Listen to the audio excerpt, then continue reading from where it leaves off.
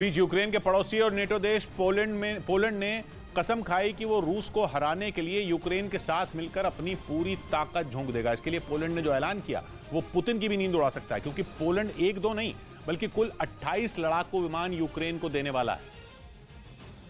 और पोलैंड के ये MiG-29 फाइटर जेट आसमान से दुश्मनों पर मौत बरसाने के लिए जाने जाते हैं। एक बार ये जिस इलाके में पहुंच जाते हैं वहां इनके हमले के बाद सिर्फ तबाही ही नजर आती है। और इसीलिए कहा जा रहा है कि पोलैंड ने जंग में वो काम कर दिया है जो अमेरिका भी नहीं कर पाया, क्योंकि उसने ज़ेलेंस्की की मनमांगी मुराद पूरी कर दी। और ऐसा तब हुआ जब ज़ेलेंस्की खुद एक रोज पहले वहां की राजधानी वॉर्सा पहुंचे, जिनके सामने ही पोलैंड के राष्ट्रपति आंद्रेई दुदा ने पुतिन के खिलाफ ताल ठोक दी, क्योंकि पोलैंड ने भी कसम खा रखी है कि वो रूस को हराने में कोई कोर कसर नहीं छोड़ेगा। वो भी यही चाहता है कि जंग में पुतिन जल्द घुटने टेक दें। और इसीलिए वो अपने सभी MiG-29 लड़ाकू विमान यूक्रेन को देने के लिए राजी हो गया, क्योंकि पोलैंड भी ये समझता है कि यूक्रेन के बाद रूस का अगला निशाना वो भी बन सकता है। पुतिन कभी भी उसे अपने गुस्से का शिकार बना सकते हैं। और इसीलिए ये नेटो देश अब खुलकर रूस से दो हाथ करने के लिए तैयार दिख रहा है। यही वजह है कि जब अमेरिका जैसे देश ने यूक्रेन को लड़ाकू विमान देने से इनकार कर दिया, तब पोलैंड सामने आया। które w tej chwili są w przygotowaniu w tym zakresie. Poland के मुताबिक उसने अब तक कुल 8 MiG-29 फाइटर जेट यूक्रेन भेज दिए, जबकि वो कुछ ही दिनों में 6 और MiG-29 वहां भेजेगा।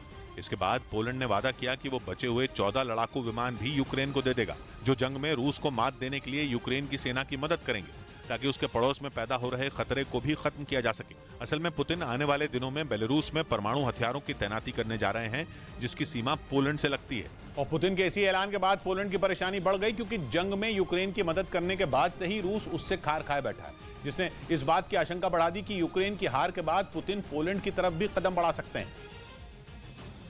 हालांकि पोलैंड नेटो का सदस्य देश है, इसलिए उस पर यूक्रेन की तरह हमला बोल पाना रूस के लिए आसान नहीं होगा।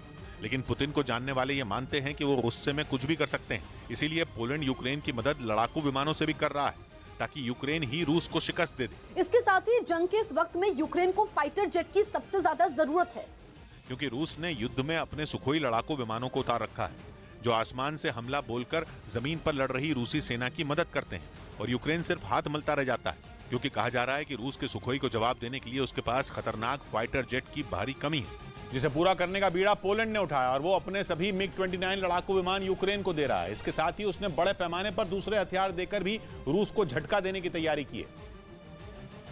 और वॉर्सा पहुंचे ज़ेलेंस्की ने पोलैंड के उन हथियारों की एक झलक भी देखी, जो आने वाले दिनों में यूक्रेन पहुंचकर रूसी सेना की नींद उड़ाने वाले हैं। वहां ज़ेलेंस्की के साथ पोलैंड के प्रधानमंत्री भी मौजूद रहे, जिन्होंने ज़ेलेंस्की को यूक्रेन भेजे जाने वाले हथियारों के बारे में जानकारी दी। पोलैंड के मुताबिक वो जल्द ही बड़ी संख्या में बख्तरबंद गाड़ियां, मोर्टर और एयर डिफेंस सिस्टम यूक्रेन भेजेगा, जिसके लिए ज़ेलेंस्की ने पोलैंड को शुक्रिया भी कहा। Продукт, який захищає українське життя. पोलैंड ने ज़ेलेंस्की से ये वादा भी किया कि वो आगे भी हर तरह से उनके साथ खड़ा है, यानी जब तक युद्ध में रूस हार नहीं मान जाएगा, पोलैंड यूक्रेन के साथ कंधे से कंधा मिलाकर खड़ा रहेगा।